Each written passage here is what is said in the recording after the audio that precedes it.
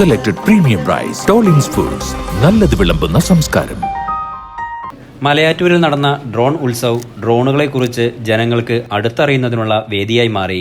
ചെറുതും വലുതുമായ നിരവധി ഡ്രോണുകളാണ് ഡ്രോൺ ഉത്സവിൽ ഉണ്ടായിരുന്നത്. കൃഷിക്ക് മരുന്ന് തെളിക്കുന്ന ഡ്രോണുകൾ, ഭക്ഷണങ്ങൾ കൊണ്ടുപോകുന്ന ഡ്രോണുകൾ, മിലിറ്ററി ആവശ്യങ്ങൾക്ക് ഉപയോഗിക്കുന്ന ഡ്രോണുകൾ തുടങ്ങിയവയുടെ പ്രദർശനവും പറത്തലും ഉണ്ടായിരുന്നു. ഡ്രോണുകൾ പറത്തുന്നത് എങ്ങനെയെല്ലാമെന്ന് ജനങ്ങൾക്ക് വിശദീകരിച്ച് നൽകി.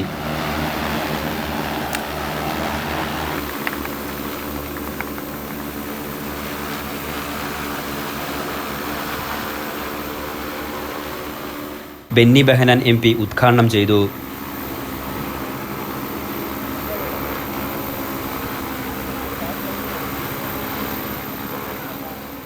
കാർഷിക മേഖലയിൽ ഇത് പെസ്റ്റിസൈഡ്സ് സ്പ്രേ ചെയ്യുന്നതിന് വേണ്ടി, അതുപോലെ വളം സ്പ്രേ ചെയ്യുന്നതിന് വേണ്ടി ഇത് ഉപയോഗിക്കാം.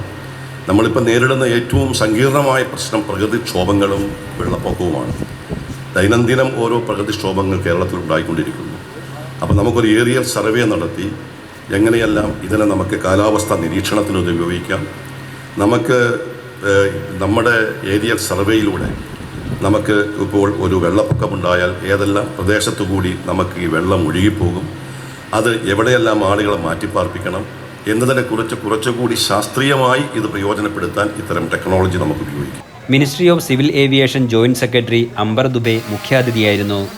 In his Mann Ki Baat, he spoke about, I think it was a Kerala boy who used a drone to find out some fishermen who had got lost, and he saved lives. That's the power of this small toy.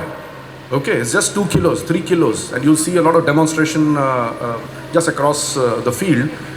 It can save lives, it can change lives, it can create employment.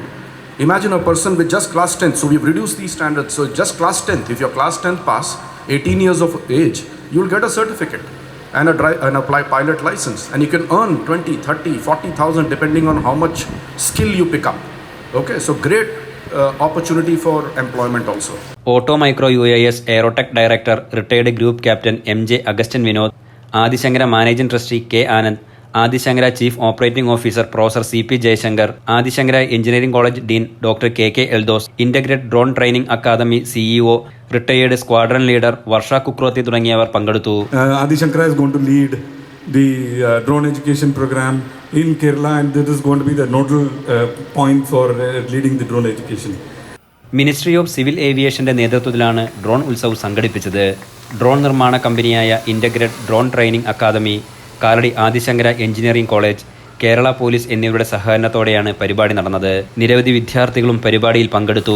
Civil ഏവിയേഷന്റെ പുതിയ നിയമമനുസരിച്ച് ഡ്രോണുകൾ പറത്തുന്നതിന് licence വേണം.